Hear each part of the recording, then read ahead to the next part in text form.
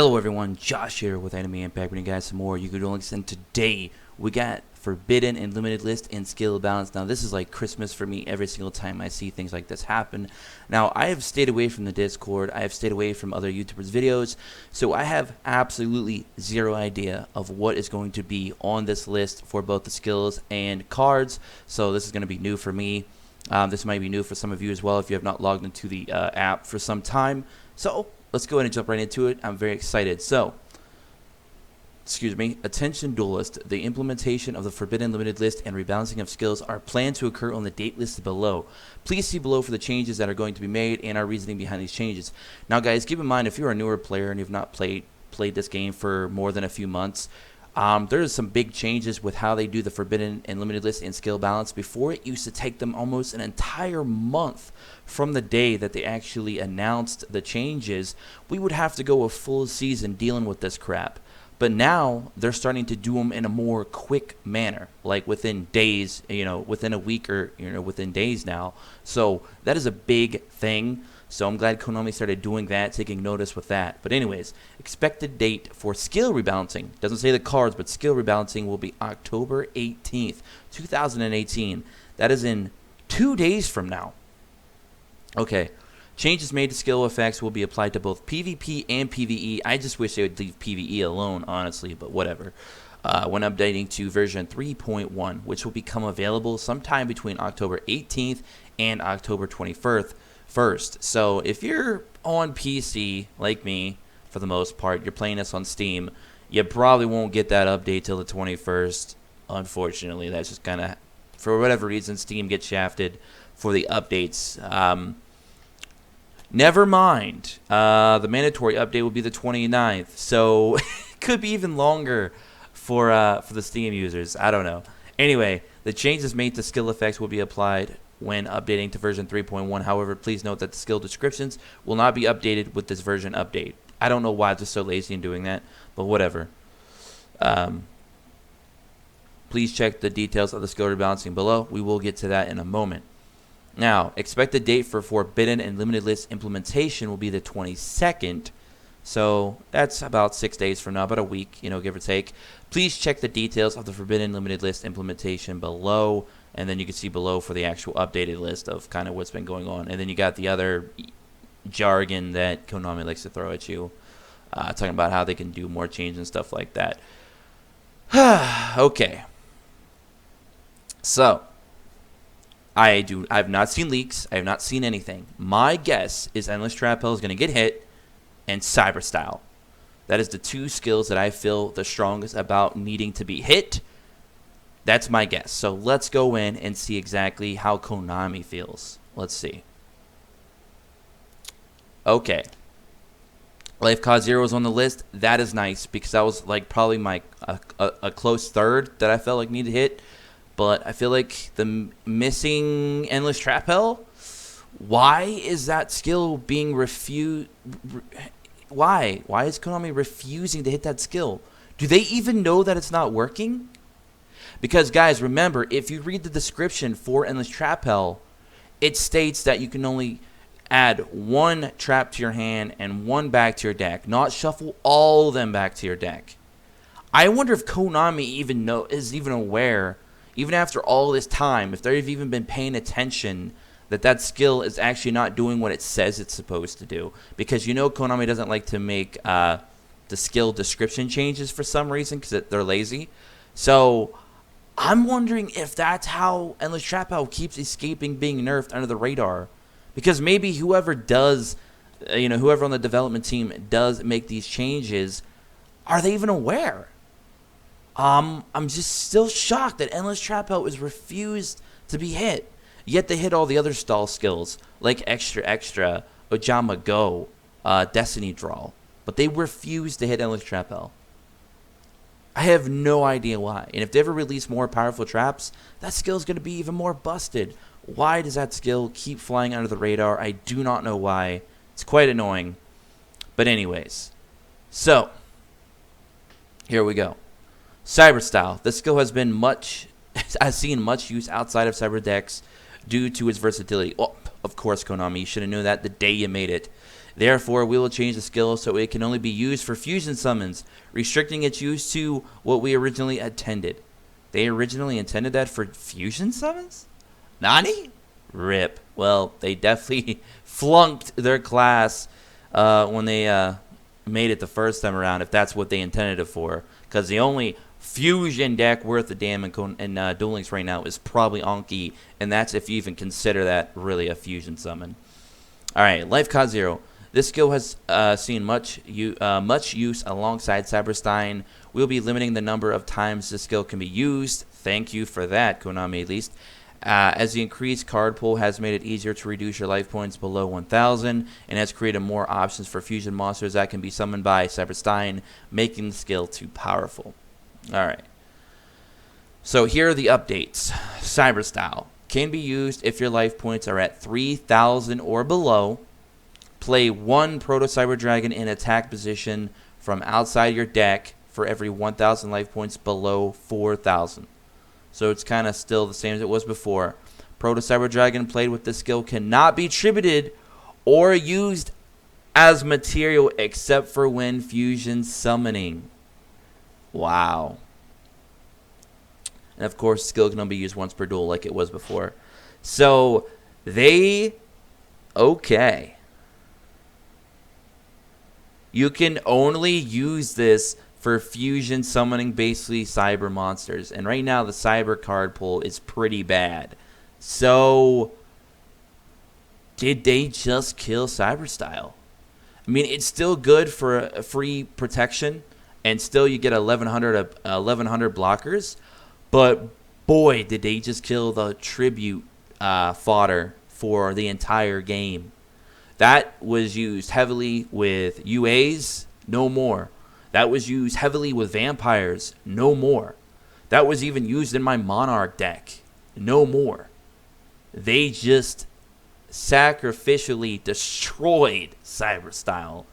Like I said, it's still good for the stall protection, 1,100 attack monsters, put them in defense or whatever, and to pick at damage with an additional 1,100 on the board for possible OTKs. But wow. So that is a big hit. A big hit. Wow. So that is huge. That is a big hit to Cyberstyle. Rip a lot of decks. I'm glad I started playing hardcore with Beatdown with my Blue Eyes deck. I'm getting more used to playing that style than the Cyberstyle.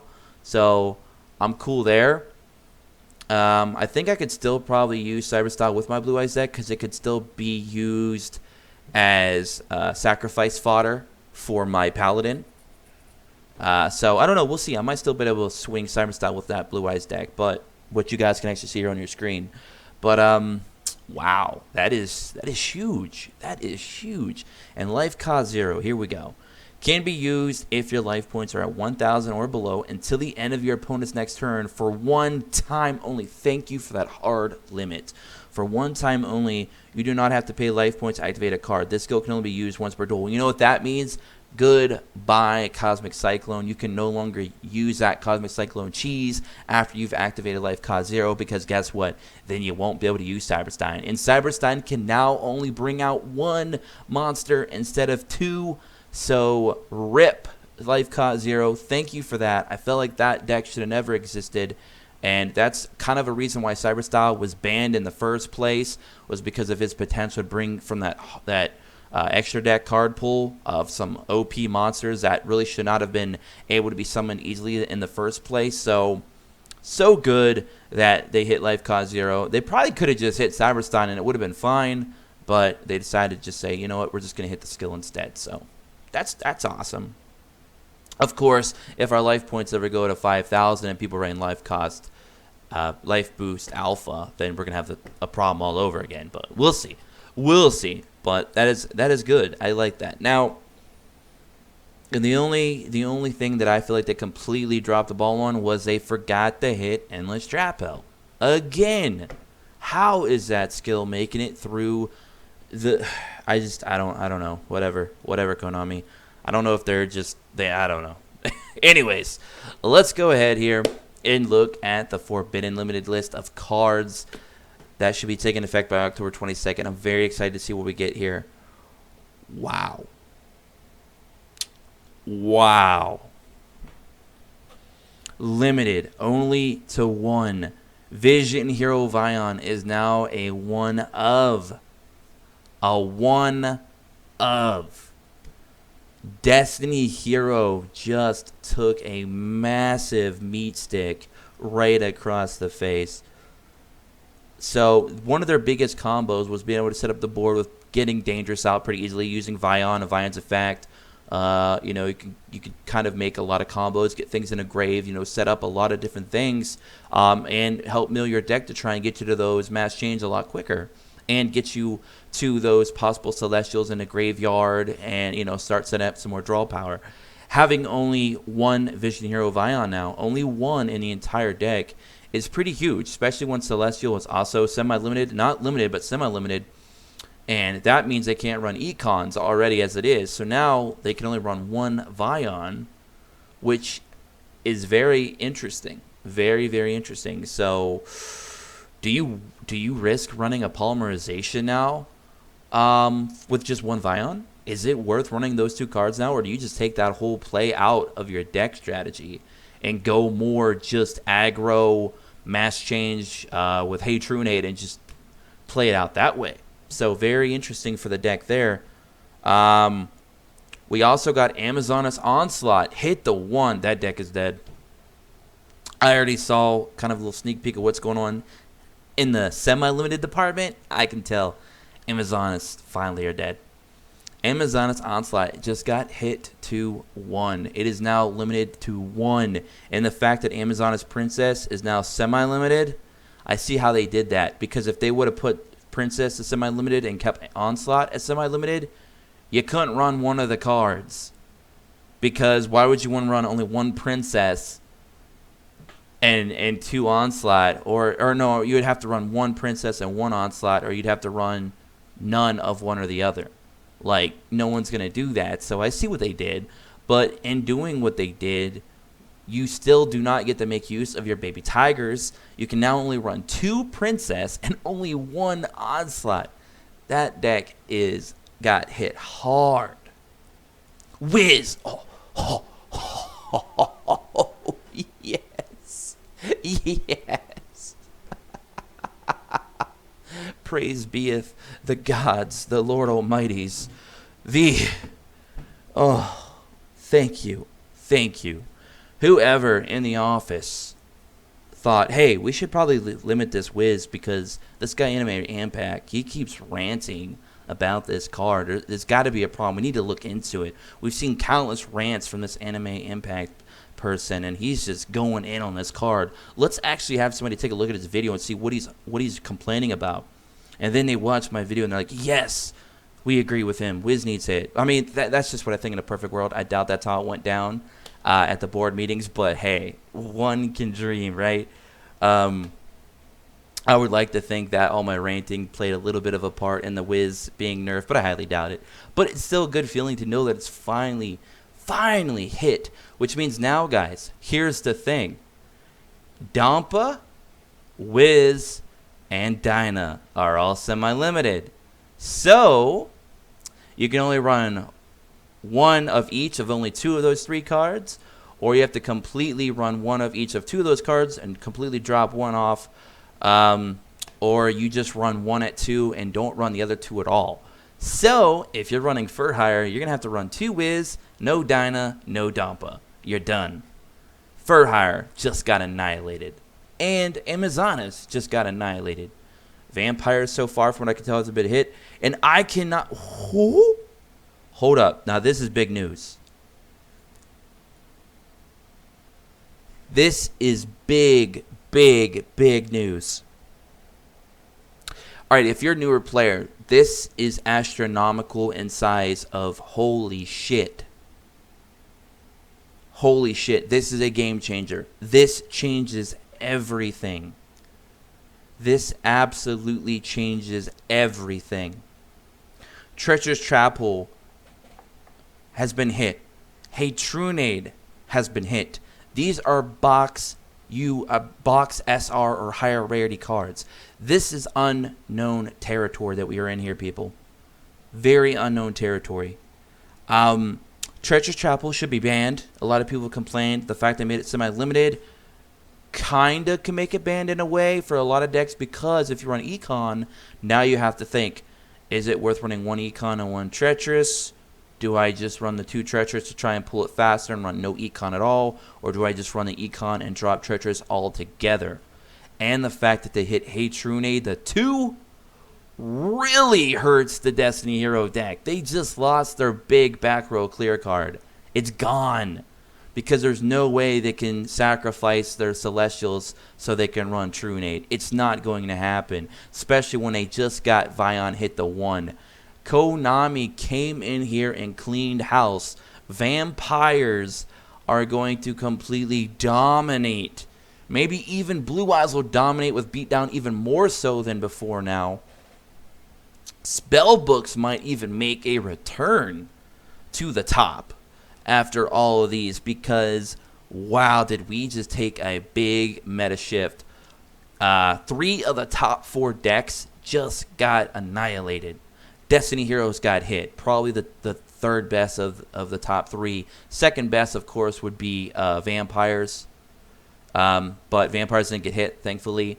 I guess when I said top 3 of the 4, maybe I should say top 3 of 5. Well, let's see, because you got Amazonas at the top, right next to Vampires. Vampires a little bit more expensive, so a lot of you may not have that full deck. That's why it's not ran as much, but it's definitely one of the better decks in the game. So you have Amazonas, Vampires, and then I'd say you could argue between third and fourth, depending on your play style. You have Fur Hires and Destiny Heroes. Destiny Heroes, of course, being one of the faster decks to play in the game right now. And then after that, you have everything else. And that was before the Blue Eye support. So, we'll see where Blue Eye stands after this season. But right now, those were, for the most part, the 4 top decks used in this game. And Amazonas just got hit. Destiny Heroes just got hit. And Fur Hires just got hit. So the only one that managed to come out unscathed was Vampires. So Vampires automatically, just from this list alone, stands at the top. No doubt about it. So Vampires are definitely the best deck right now in the game after all of these things get implemented. Now, what you could do with Vampires, now that you've pretty much lost Cyberstyle, you could go ahead and actually use Seal of Tombs. But then again, is Seal of Tombs even worth it as much? Maybe.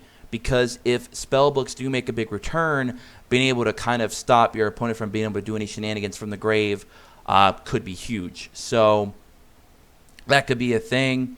And they can't banish and stuff like that. So yeah, I think Seal of Tombs might actually be a big play if you're a Vampire player. You could also try to run Vampire Beatdown. You could try to run Vampire with maybe Ties That Bind to get, just start plucking at your opponent with a little bit higher attack, especially with, with the field spell already making them pretty strong as it is. So there are going to be definitely some plays there, but the fact that they actually hit Hey Trunade and Treacherous Chapel being hit, like I said, it's not really a hit if you're not running anything else that's semi-limited.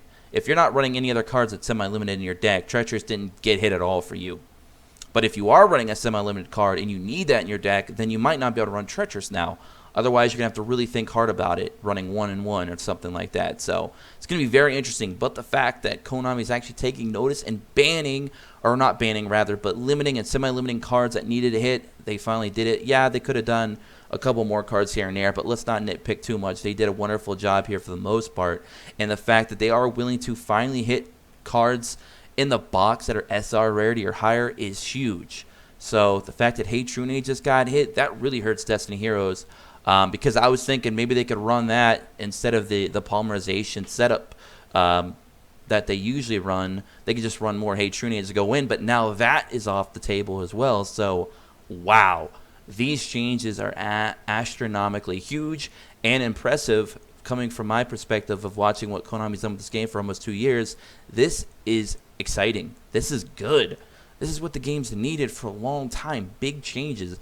Big risk to be taken. Konami is finally willing to take control of their damn game and make it healthier, and this is a good step going forward. I have to truly say and applaud Konami for a job well done.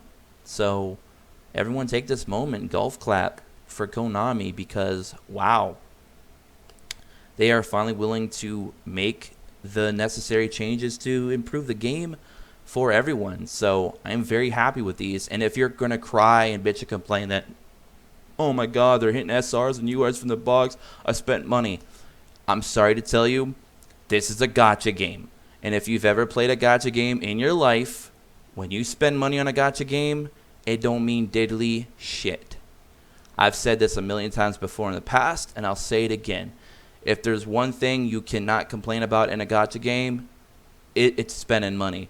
If you're going to spend money and it has value for a while, then you're good to go. There's a lot of gacha games I've played, like Dokkan Battle, for example, probably one of the biggest gacha games on the planet, that you could spend hundreds and thousands of dollars and get actually nothing at all, let alone any kind of long-term value. At least with Duel Links, you know if you go into a box hard enough, you are going to eventually get everything that you need, and it usually will have its usages, either be it on PvE or in PvP for any kind of amount of time, even being if it's a little bit, it's still more relevant than most gacha games. So still, I got to give Konami the most credit in terms of gacha style. They probably have the best. So if people are butthurt over spending money on these cards for them to only be hit, guys, just be glad that you actually got any use out of it at all, because it's a gacha game and you need to understand gacha means RNG, and sometimes things get power crept, cards just kind of get hit, and they need to be hit, and this is a good sign. I know some of you may be upset if you did go in and get these two cards, but trust me, this is a good thing going forward, and maybe this will even save a lot of you money in the future, because maybe some of you may not go hard for 3 copies of certain cards, because now there is potential that those cards could get hit. So, hey, who knows? This could be a positive outreach to a lot of players, both free-to-play and people who whale out. So, hey, pretty cool, I guess. But anyways, we're going to go ahead and get out of here. I hope you guys enjoyed today's video. My reaction to all of this is just, I'm excited. I'm excited going forward. This brings back a little bit of passion for me and excitement for Yu-Gi-Oh! Duel Links, and I think it should for a lot of you. And this might even bring back a lot of old players. So, pretty cool. We're going to have to kind of see how the meta shift's going to look now. We're going to have to kind of see what free-to-play decks can do now. Honestly, guys, if you invest into the Sylvan deck, hey, Sylvans can make a return for you guys. And I know a lot of you hate Sylvans, but hey, the free-to-play players do need a good deck still. They deserve to still have a deck that's decent. And honestly, Sylvans might be the way to go. We'll see. But until next time, hope you guys all enjoyed. Subscribe if you're new. Become an Impact player today. Join us in our Discord below. And I'll catch you guys all in the next one. Peace.